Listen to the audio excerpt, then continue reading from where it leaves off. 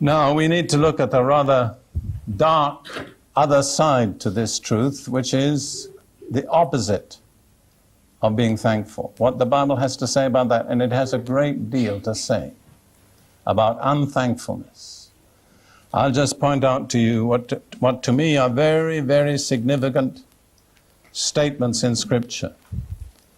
In Romans chapter 1,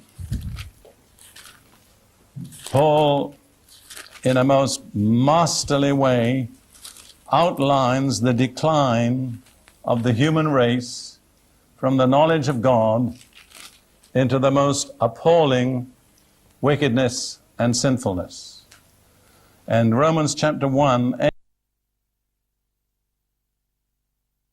horrible lists in the Bible of human degradation, misery, and wickedness. We could ask ourselves, how is it that humanity declined into that? And the answer is given in Romans chapter 1, in verse 21. And it says there, although they knew God, they did not glorify Him as God, nor were thankful. And those are the first two downward steps of humanity into that dark pit that's the end of the chapter. What are the two steps? They're both negative. They didn't glorify Him as God, and they were not thankful. And I want to tell you that every time we cease to be thankful, we're starting on a downward, slippery path. It's very dangerous. Don't even start on the path. Because it's hard to turn round and make your way back up again. Again, in 2 Timothy chapter 3, we have another fearful list. It's interesting to compare Romans chapter 1 and 2 Timothy chapter 3. Romans 1 is what I would call the logical outworking, and 2 Timothy chapter 3 is the historical outworking. What is humanity going to be like in the last days at the close of this age? And here we have this picture, beginning in verse 1 of 2 Timothy chapter 3. But know this, that in the last days perilous times will come. What will bring the perilous times? The decline of human character.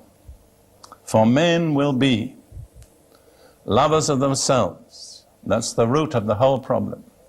Lovers of money, boasters, proud, blasphemers, disobedient to parents, unthankful. What's the next word? Unholy. You see? Where unthankfulness finds its place in the list, next to the unholy. And I have to say, to be unthankful is to be unholy. You cannot be holy and unthankful. And if you are thankful, it's a very great help to being holy. What's the opposite of being thankful? What kind of conduct is the opposite? I mean, you could give a lot of different words, but I think the Bible word is murmuring, or in more modern English, complaining. And I want to suggest to you, basically, if we're going to say anything, it's going to be either positive or negative. There's very little in words which is neutral. So if we are not thankful, we will almost certainly end up being murmurers and complainers. Now, don't ever, by any means, give any indication, but how many of you lived with complaining people? Don't answer me. One lady raised her head, she just couldn't keep it down. But I think you'll agree it's miserable.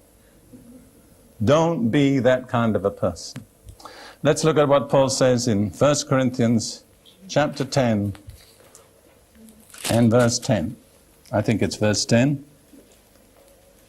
Yes, he's warning Christians against falling into the same errors that Israel fell into after they were delivered out of Egypt. And he says in verse 7, do not become idolaters, as were some of them. Verse 8, do not commit sexual immorality. Verse 9, let us not tempt Christ or Messiah. And then he says in verse 10, let us not murmur, as some of them also murmured and were destroyed by the destroyer. And there are many examples of this, but if you look in Numbers 21, Israel became discouraged or impatient because of the long, wearisome journey. And they began to murmur against God and against Moses. And God sent fiery serpents amongst them, and they began to bite the people, and they began to die. So, amongst other things, it just doesn't pay to murmur, because it exposes you to fiery serpents. Not necessarily physical serpents, but all sorts of poison enters you through murmuring, through unthankfulness.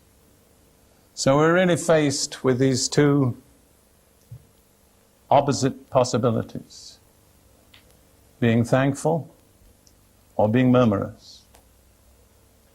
Make up your mind, set your will. I'm going to be thankful. I'm going to find the scriptural basis for thankfulness. I'm going to find the scriptural reasons for being thankful, and I'm going to practice thanking God all the time.